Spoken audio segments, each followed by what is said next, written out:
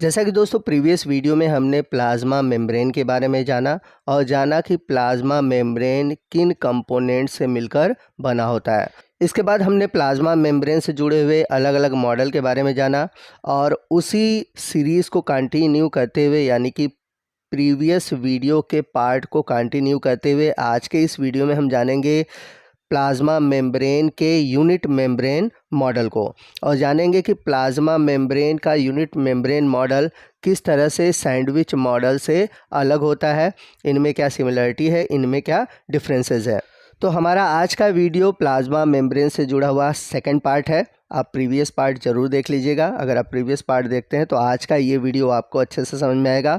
और previous part का जो लिंक है मैंने ऊपर आई बटन में और नीचे डिस्क्रिप्शन बॉक्स में दे रखा है, उस लिंक पर क्लिक करके आप वीडियो देख सकते हैं। लास्ट वीडियो में हमने सैंडविच मॉडल देखा था जिसे डैक्सन और डैनेली ने प्रपोज किया था। अब हम बात करते हैं यूनिट मेम्ब्रेन मॉडल की। तो अभी हम यूनिट मेम्ब्रेन मॉडल के बारे में जानेंगे, उसके बाद हम देखेंगे कि सैंडविच मॉडल और यूनिट मेम्ब्रेन में क्या डिफरेंसेस है। तो ये जो यूनिट मेम्ब्रेन मॉडल है ये सबसे पहले 1959 में रॉबर्टसन द्वारा दिया गया था और इस मॉडल को हम ट्राई लेमिलर मॉडल या फिर रॉबर्टसन मॉडल भी कहते हैं।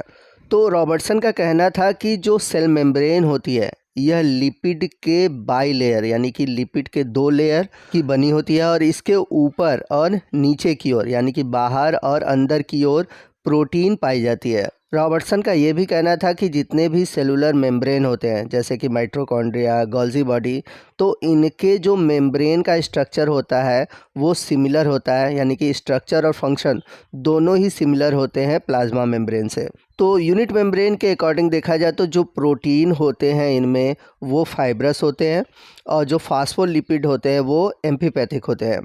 अब एम्फीपैथिक क्या होता है, तो जैसा कि मैंने पीछे आपको बताया था कि जो लिपिड होते हैं इनमें आपको 2 स्ट्रक्चर दिखाई देते हैं, ऊपर की तरफ हेड और नीचे की तरफ टेल। तो जो हेड वाला रीजन होता है वो पोलर नेचर का होता है यानी कि वाटर सॉल्युबल होता है और जो टेल वाला रीजन होता है वो वाटर सॉल्युबल नहीं होता यानी कि यह नॉन पोलर नेचर का होता है। तो इस तरह से देखा जाए तो लिपिड में दोनों नेचर है, हाइड्रोफिलिक भी है, हाइड्रोफोबिक भी है, इस वजह से इसे हम बोलते हैं एम्फीपैथिक। तो अब ये जो फास्फोलिपिड होते हैं वो अरेंज कैसे होते हैं, तो इनका जो हेड वाला रीजन होता है वो प्रोटीन की तरफ होता है और टेल वाला जो रीजन होता है वो अंदर की तरफ होता है, जैसा कि आप यहाँ पर इमेज में देख सकते हैं। अब इन फास्फोलिपिड के दोनों तरफ आपको ऊपर की ओर प्रोटीन की लेयर दिखाई देगी। अब यहाँ पर आप देख सकते हैं कि जब दोनों तरफ मैंने प्रोटीन दिखाया, दोनों को अलग कलर से दिखाया। दोनों को अलग कलर से इसलिए दिखाया क्योंकि दोनों के स्ट्रक्चर में कुछ डिफरेंसेस होते हैं। हालांकि दोनों फाइब्रस प्रोटीन ही होते हैं लेकिन थोड़ा सा इनमें स्ट्रक्चर में डिफरेंस होता है, जैसा कि रॉबर्टसन ने बताया था। तो यहाँ पर फाइब्रस प्रोटीन है, इस तरह से हम लोग दिखा रहे हैं, मतलब तिरछे स्ट्रक्चर दिखा रहे हैं। जबकि प्रीवियस वीडियो में हमने जब सैंडविच मॉडल पढ़ा था तो वहाँ पर हमने देखा था जो प्रोटीन है उसको हमने गोला का स्ट्रक्चर से दिखाया था, क्योंकि जो सैंडविच मॉडल था जिसमें कि डैक्सन और डैनेली ने बोला था कि जो प्रोटीन होते हैं वो ग्लोबुलर प्रोटीन होते हैं। यहाँ पर आप डैक्सन और डैनेली का सैंडविच मॉडल देख सकते हैं कि ऊपर की तरफ जो मैंने प्रोटीन लेयर दिखाया हुआ है वो गोलाकार दिखाया हुआ है, क्योंकि जैसा कि मैंने बताया था उनका कहना था कि जो प्रोटीन इनमें होते हैं वो ग्लोबुलर प्रोटीन होते हैं, इसलिए यहाँ पर गोलाकार है। अब यदि हम बात करें रॉबर्टसन के यूनिट मेम्ब्रेन मॉडल की, तो इनका यूनिट मेम्ब्रेन जो मॉडल है कुछ इस तरह से दिखाई देगा और इसमें आप देख सकते हैं फाइब्रस प्रोटीन है, इसलिए फाइब्रस प्रोटीन को हमने ऐसे दिखाया हुआ है। तो एक जो लेयर है प्रोटीन की वो बाहर की तरफ है और दूसरी जो प्रोटीन की लेयर है वो अंदर की तरफ यानी कि साइटोसोल की तरफ है। साइटोसोल कहने का मतलब कोशिका द्रव्य। और आप देख सकते हैं कि बाहर की तरफ जो मैंने फाइब्रस प्रोटीन बनाया वो अलग कलर से और अंदर की तरफ से जो बनाया हुआ है वो अलग कलर से, क्योंकि जैसा कि मैंने बताया था कि दोनों फाइब्रस प्रोटीन है लेकिन स्ट्रक्चर में ये थोड़ा सा एक दूसरे से डिफर होते हैं।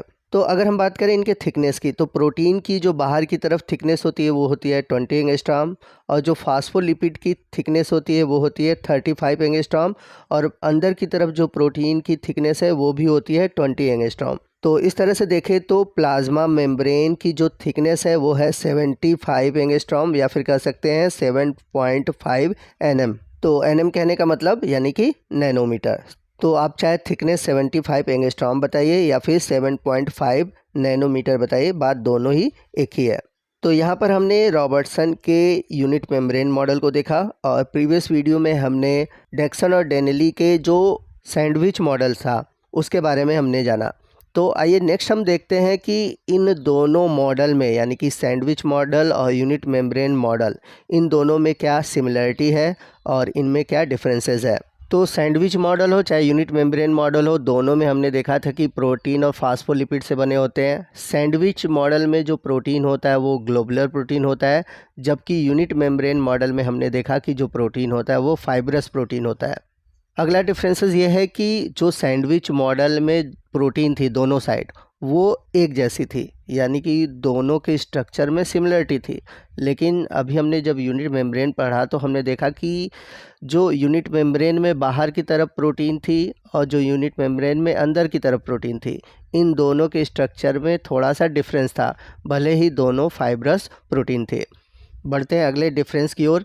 तो यूनिट मेम्ब्रेन में जो रॉबर्टसन का कहना था कि जो प्लाज्मा मेम्ब्रेन है या फिर जो सेल ऑर्गेनेल्स के मेम्ब्रेन है उनमें सिमिलरिटी देखने को मिलती है, जबकि सैंडविच मॉडल में ऐसा कुछ बताया नहीं गया था। बढ़ते हैं लास्ट डिफरेंस की ओर। तो सैंडविच मॉडल में जो थिकनेस मेम्ब्रेन की बताई गई थी वो बताई गई थी 8 नैनोमीटर, जबकि यूनिट मेम्ब्रेन में जो थिकनेस बताई गई थी प्लाज्मा मेम्ब्रेन की वह थी 7.5 नैनोमीटर, या फिर कह सकते हैं 75 एंगस्ट्रॉम। तो ये तो बात हुई सैंडविच मॉडल और यूनिट मेम्ब्रेन मॉडल में डिफरेंसेस की।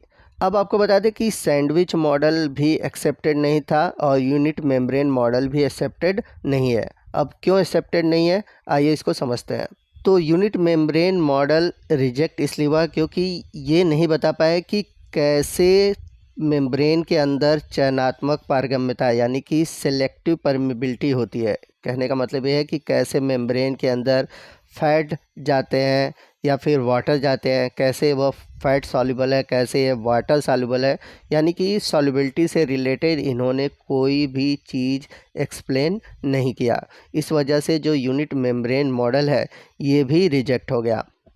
दोस्तों, यदि आप BSc first semester, third semester या फिर फिफ्थ सेमेस्टर के स्टूडेंट हैं तो आपके लिए एक इम्पॉर्टेंट इन्फॉर्मेशन ये है कि आपके सिलेबस से रिलेटेड जितने भी टॉपिक हैं सभी टॉपिक से रिलेटेड आपको वीडियो, उसके पीडीएफ नोट्स, अगर वीडियो में कोई टॉपिक है जिससे रिलेटेड आपको कोई डाउट है तो आपके डाउट क्लियर होंगे। प्रीवियस ईयर के क्वेश्चन पेपर आपको प्रोवाइड कराए जाएंगे, उसके सॉल्यूशन प्रोवाइड कराए जाएंगे, आपका मॉक टेस्ट होगा और एमसीक्यू भी आपको मिलेंगे। और ये सभी चीज़ें आपको सिर्फ मिलने वाले हैं ₹99 में। तो ओरिजिनल प्राइस है 499, यानी कि लगभग 500 रुपये, लेकिन ऑफ़र में इस समय आपको केवल मिल रहे हैं 99 रुपीज़ में। सोचिए कि आपको इतने कम प्राइस में इतनी चीज़ें मिलने वाली है। इतने रुपए में तो आप अगर मार्केट में जाते हो तो चाट गोलगप्पे खा लेते हो। तो 99 रुपीज़ में आप अपने सिलेबस से रिलेटेड सभी टॉपिक के वीडियो मिल सकते हैं। तो आप जल्द से जल्द हमारा ₹99 का सब्सक्रिप्शन ले लें। आपको करना क्या है कि ऊपर दिए गए जो नंबर है 9580044333, उस पर आपको कांटेक्ट करना है। आप मैसेज करेंगे, आपको पूरी इन्फॉर्मेशन इस नंबर पे दे दी जाएगी कि कैसे आपको सब्सक्रिप्शन लेना है। तो जल्द से जल्द आप सब्सक्रिप्शन ले लें ताकि आपकी जो सिलेबस है वो टाइम से कंप्लीट हो पाए। तो दोस्तों, ये था हमारा आज का यूनिट मेम्ब्रेन मॉडल। तो अब एक मॉडल और बचता है जो कि है सिंगर और निकोलसन का फ्लूइड मोज़ेक मॉडल, और ये मॉडल बहुत ही इंपॉर्टेंट है और एग्ज़ाम के पॉइंट ऑफ व्यू से देखा जाए तो इसी से क्वेश्चन आते हैं और यही मॉडल पूछा जाता है। तो इस मॉडल के बारे में हम अगले वीडियो में डिस्कस करेंगे। मिलते हैं अगले वीडियो में अगले टॉपिक के साथ। तब तक के लिए जय हिंद, जय भारत।